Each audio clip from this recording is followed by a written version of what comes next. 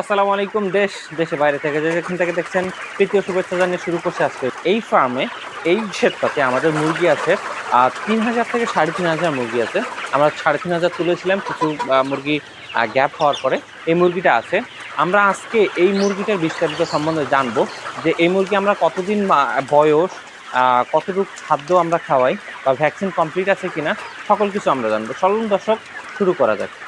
দর্শক, আমরা আজকে হালিম ভাইয়ের কাছে শুনবো যে এই মুরগিগুলোর বিস্তারিত। আমরা প্রথমেই যে বিষয়টা একটা মুরগির জন্য সবচেয়ে গুরুত্বপূর্ণ, ভ্যাকসিন, সে সম্বন্ধে শোনার থেকে শুরু করে আমরা সবকিছু শুনবো। আসসালামু আলাইকুম। ওয়ালাইকুম আসসালাম।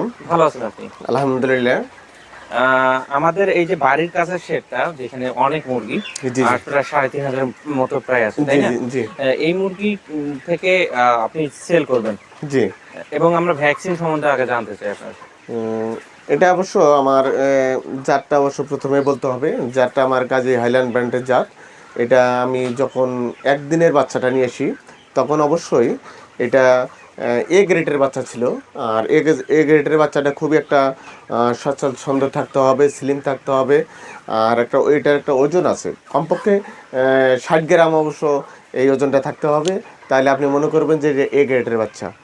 আর একটা আপনি বললেন যে ভ্যাকসিনের ব্যাপারটা কথা বললেন। ভ্যাকসিন এমন একটা গুরুত্বপূর্ণ জিনিস, আপনি প্রশ্নটা করে খুবই ভালো করছেন। আজকে আমাদের দেখা যাচ্ছে যে সারা বাংলাদেশে যে প্রক্রিয়াধীন আপনারা পুলেট সংগ্রহ করছেন, যে কোনো ইউটিউব চ্যানেল থেকে আপনারা যে কোনো লোকেশনে ইউটিউব চ্যানেল থেকে মুরগি সংগ্রহ করছেন।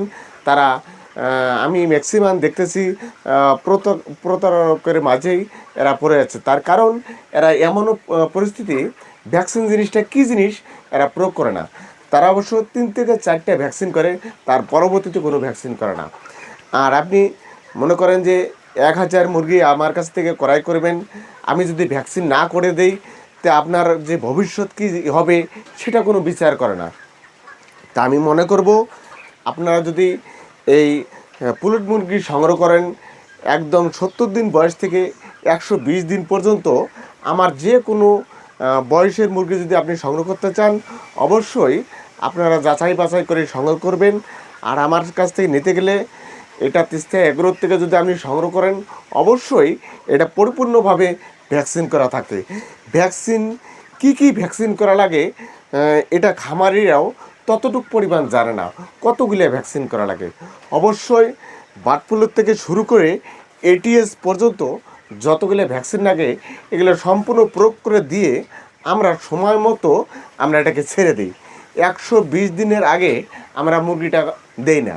আর কোনো গ্রাহক যদি আমার কাছ থেকে নিতে চায়, অথবা 70 অথবা 80 90 100 এরকম বয়সেরটা যদি আমাদেরকে নিতে চায়, তাহলে অবশ্যই এটাকে আমরা বলে দিই কী ভ্যাকসিন করে নেই, সেটা আমাদের কাছ থেকে নিয়ে আপনি পরিপূর্ণভাবে ভ্যাকসিন করতে পারবেন।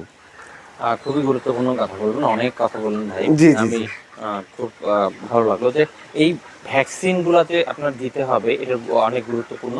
এবং আমি আরেকটা বিষয় নিয়ে আমি বলতে চাই যে ল্যাব টেস্টের যদি কথাটা একটু ভালো করে বুঝাই দিই দর্শকদের, এই মাধ্যমে এই ভিডিওটা আমি শেষ করতে যাচ্ছি।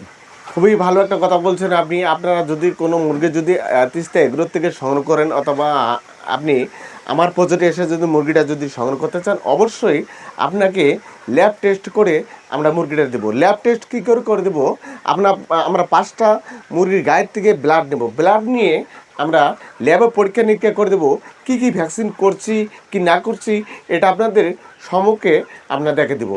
আর আপনাদের মাঝে আর একটা কথা বলছি, আপনারা অনেক লোক আমাদেরকে কমেন্ট করছেন যে রেটের ব্যাপারটা কী হবে।